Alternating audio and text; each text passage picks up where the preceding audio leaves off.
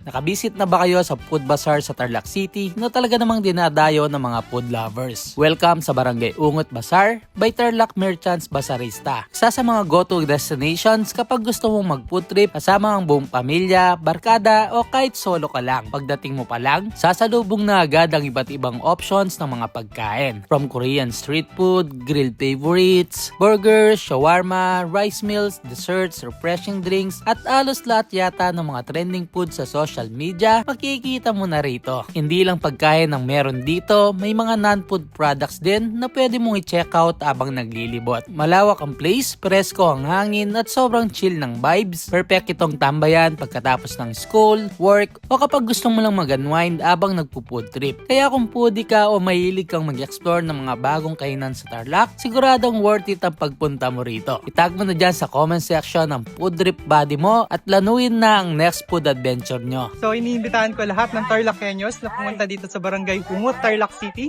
upang suportahan ng mga local entrepreneurs. Kaya naman open kami magmula 3 PM hanggang 11 PM ng gabi. Yes, open sila daily basta okay ang weather. Kaya huwag kalimutang i-follow ang kanilang Facebook page na Tarlac Merchants Bazarista para sa latest updates at announcement.